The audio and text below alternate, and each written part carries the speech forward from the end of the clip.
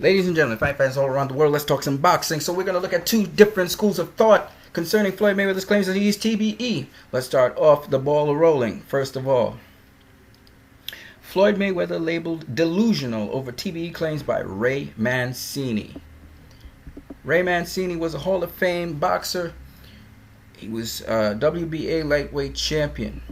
The people that Ray Mancini actually faced, which are notable names, are Greg Hogan, Hector Camacho.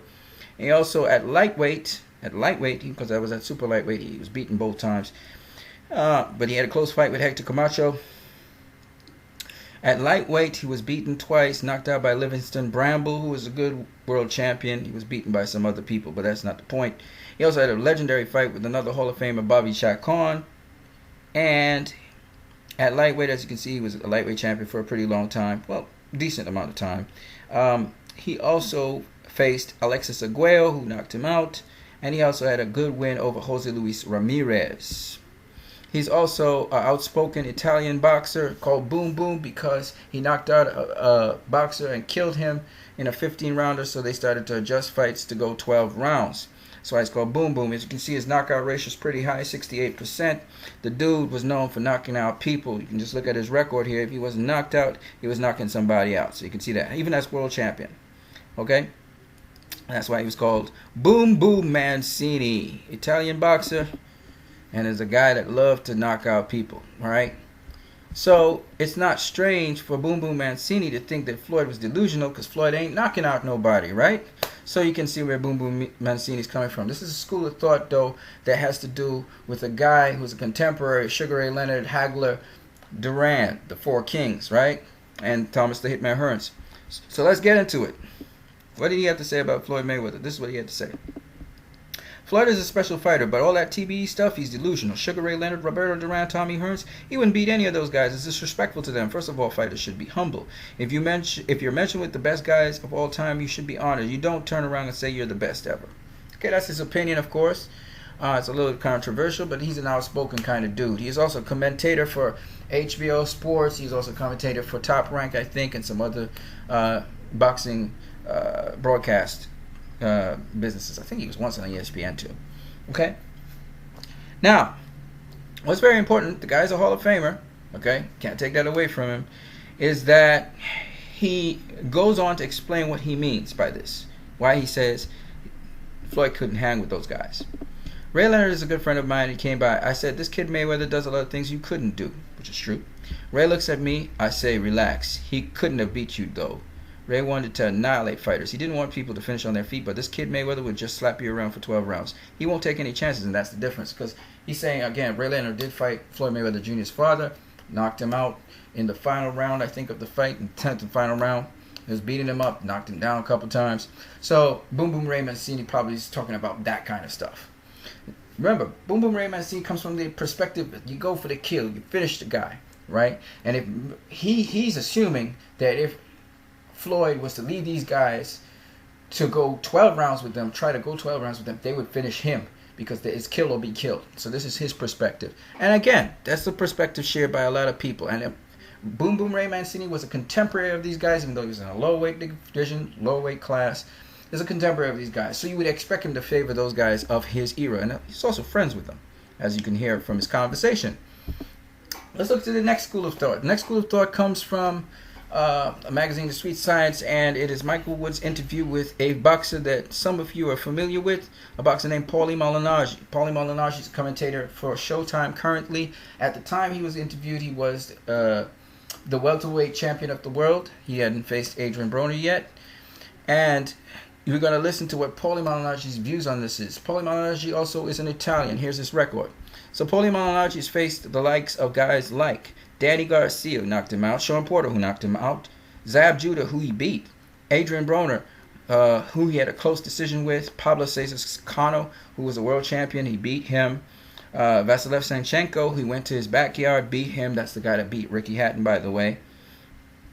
Faced Amir Khan, was knocked out by him. Juan Diaz was a great lightweight champion. Moved up to super lightweight. He beat Juan Diaz. Juan Diaz beat him once. And Ricky Hatton, who knocked him out, as well as Miguel Cotto, who he went the full distance with, even though he was knocked down in round 2 and it was a bloody fight. Okay? So this guy's had his share of really good names. And the other thing about it is he was super lightweight world champion after being defeated by Miga Cotto. He became super lightweight world champion, losing to Ricky Hatton, and then he became the welterweight world champion. So he's not just one divisional world champion, he's two divisional world champion. So he did double what Ray Mancini did. He fought a lot of really legendary names and also some good fighters. And on top of that, you're asking yourself, well, how did Ray Mancini get into the Boxing Hall of Fame? Paulie's like doing twice everything he's doing. And Paulie ain't got no knockout power. Look at that, 16% knockout ratio. Look at Ray Mancini, 68%. So while Ray Mancini had the luxury of going for the KO with people, Paulie most of the time had to box his way to a 12-round victory. So you can see the difference here now. You're going to see a difference in perspective. So here's what Paulie had to say about Floyd Mayweather. So Paulie comes here and he says, current boxer, two-division champion, and TV analyst Paulie Malignaggi. Okay, this thing wants to play the fool with me. All right, there you go. Went public with his contention that Floyd is the all-time all-star. That means in his mind, if we had a time machine with all things being equal, Floyd would beat those Sugar Rays, and he has handled Thomas Hearns and Roberto Duran and Sugar Shane Mosley at the tip-top of his prime. So he goes the opposite way of what Boom Boom Mancini's saying. He said Floyd would beat these guys. You know, Boom Boom Ray Mancini's like, nah, Floyd would never beat those guys because Boom Boom Mancini was from their era. Paulie, which is from Floyd's era, identifying with Floyd because Floyd, well, Paulie's more extreme though. Paulie don't knock out nobody, right? Floyd still knocks out some people. You have respect or not, right? But both Paulie and Floyd had problems with their hands. So both of them had to learn how to box guys who were bigger and stronger than them. And coming from that perspective now, not just power and knockouts and going for the kill, you could see that Paulie would say, because Paulie's been successful doing that, look, man, these guys just wouldn't beat Floyd. Floyd would get the win. One way or the other, he'd get the win on these guys. Floyd's dealt with bigger, stronger people. I've dealt with bigger, stronger people, and I've beaten them. I beat Zab Judah, right? Zab Judah was, you know, he was a killer in his time. He would knock out people. Zab couldn't knock me out. You know what I'm saying?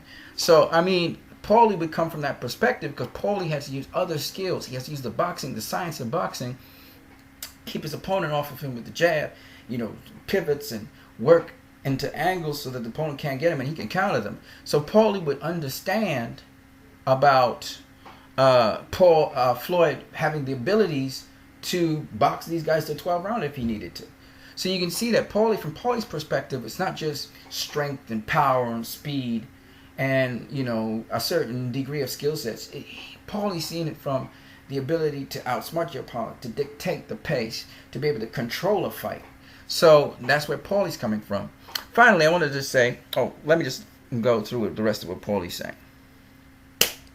So Paulie says, people who say that Floyd isn't the best all time, I bet most, if not all, never took a single punch in the face. Of course, that's not true because we just quoted Boom Boom Ray Mancini, who came from a different era, and he thought that he would be able, not him, but Sugar Ray Leonard and those guys would be able to beat Floyd. When you do, especially when you do it for a living, you understand just how difficult it is to do what Floyd does. No one in history would beat him. He's the greatest of all time, bar none. I don't agree with Paulie that he's the greatest of all time, but I can see it being very difficult for anybody in the history of boxing to beat Floyd under under his conditions that he is in, meaning the shape he's in.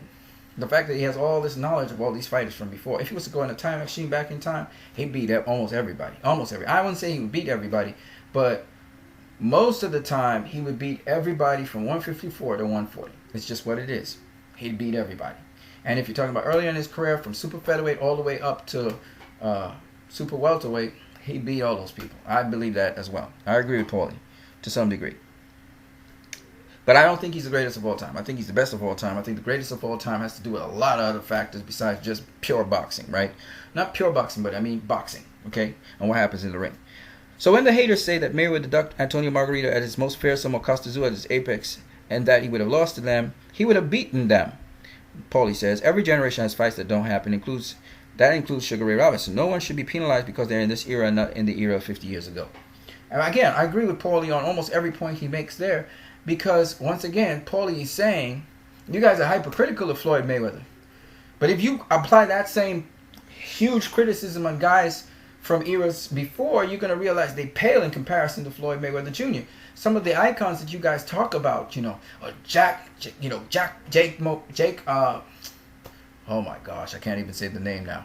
Jake LaMotta and Kid Gavilan and Gene Fullmer. These are the guys that fought, and Carmen Basilio. These are the guys that fought, Sugar Ray Robinson, and there's a bunch of others, right?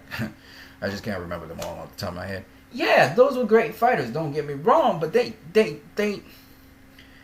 like the guys that set the framework for the fighters today. The fighters today can do a hell of a lot more than those guys can do because they had those guys as examples, and they had trainers who, calm down from those guys. So obviously the guys today are going to be sharper, quicker, stronger, faster. The reason being the pace of boxing has changed.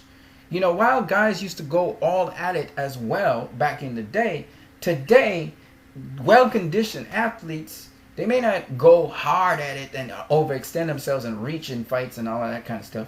But believe you me, as tactical and strategic as fighters are today, they shoot punches faster. They're bigger. I mean, they're physically bigger than those guys back then. You had same-day wear-ins back in those times.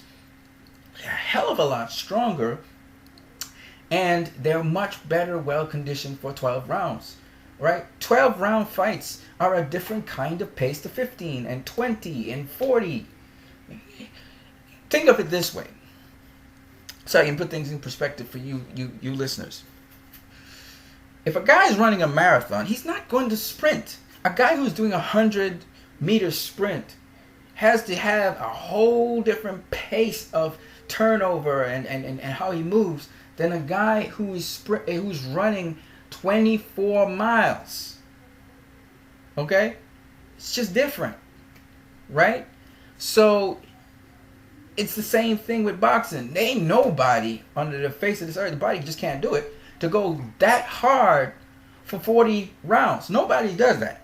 You're going to pace, you're going to clinch, you're going to hold, you're going to try to stand sometimes and get your breath. That's just the way how boxing is. Right? No one can go just straight through from beginning to end of the round. Nobody. I don't care who you call. Not Pacquiao, not Aaron Pryor, not Harry Crabb. Nobody just goes non-stop for 12 rounds. So when you hear people talk, and that's why I try to explain to people, when you hear personal accounts of fighters, oh, Sugar Ray Robinson, he could float, he could do it all, he could float like a bee. Right? They go on and on and on about Sugar Ray Robinson. That's because they were wild back in the day. That's myth.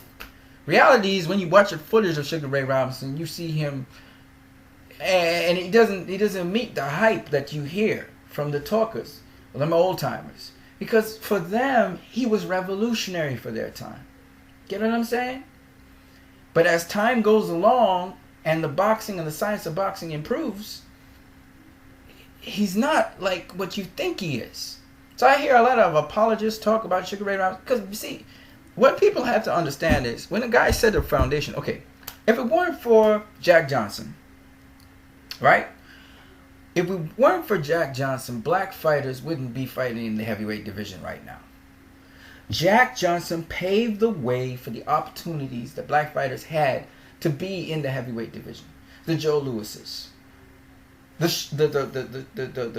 Muhammad Ali's, etc. Muhammad Ali set a trend in that Muhammad Ali used to not only trash talk but predict fights. He was very entertaining. He added so many different dimensions to boxing. Because of Muhammad Ali, the sport changed yet again. Sugar Ray Robinson changed the sport to some degree. Because Sugar Ray Robinson was the entourage man. You know what I mean? He was suave. Outside the ring, he was the man. He was the dude. You know what I'm saying? He had parties like crazy. Black fighter, right? And I'm talking about for black fighters. I'm not talking about anything. Right. So my point anyway is this. That these guys paved the way, but obviously they ain't going to be the best at everything. Okay, Mr. Pound for Pound, Sugar Ray Robinson. He's the guy that inspired Pound for Pound. Benny Leonard too. Don't get it twisted. Benny Leonard was a guy. It was back in the early 1900s to the 1920s, right? But my point anyway is this. He inspired Pound for Pound. That's why they call him Mr. Pound for Pound, right? When we talk about Dr. J in basketball, Dr. J used to put on some crazy moves, right? He's the guy that first did the free throw line dunk. Okay, Michael Jordan came and adjusted that. He did a little bit more, right? This young dude, this young white dude, I forgot his name right now. You guys know him. He's a dunker kind of guy. He took it and he took it to the next level. My point being, Dr. J is the dude that started the free throw line dunk. Just like you can say Sugar Ray Robinson's the dude that started pound for pound. See what I'm saying? You can't take that away from him. He set that marker. He set that trend. Doesn't mean he's going to be the pound for pound great for all time. Doesn't mean that. Muhammad Ali did some great things in boxing. Doesn't mean that a boxer greater than him won't emerge. You old school people need to have some elasticity to open your mind to people exceeding and doing better and better. People talk about the sport of boxing is declining. Bullshit. It's getting better. But those people who are sour that certain people are there and boxing is not all white like it used to be and segregated, and all those people with agendas, they come and sour the sport. Guys like Larry Merchant, guys like Jim Lampley, because their favorite fighter and their favorite style. You're not supposed to be like that. You're supposed to be like, what's that guy's name? I forgot his name now. I can't remember his name. The dude who used to interview Muhammad Ali. You need to be impartial. And even then, that guy started off with a bias, and Ali straightened him out. You need to be like Al Bernstein. You need to admire the sport of boxing and talk of it from that perspective. And be able to enjoy every single kind of fight. All fights don't have to be tactical. All fights don't... You have a barroom brawl, nobody's saying no. But what I'm saying is, don't be partial when you're a commentator for boxing. I heard people kiss Pacquiao's butt. I understand if it's Top Rank covering the fight and the colonel's applauding Manny Pacquiao, he's applauding Floyd, or he's applauding Cotto, whoever was in Top Rank. I get that. That's cool. That's because, okay. But if you're like HBO or you're Showtime or you're ESPN, you're not supposed to pick sides. You're just supposed to look at the fight and be able to see who's winning and why. That's what people want to know. Right? And the old school people, they're like Boom Boom Mancini. Oh, the romanticism of boxing is a knockout. No, it's not. Boxing has all kinds of fighters in it. It's great to see a knockout, don't get me wrong. It's great to see an exciting fight as well with a lot of action. Nobody's going to turn away from that. But don't make it sound like that's the only thing in boxing. That's my problem. You guys have a great one.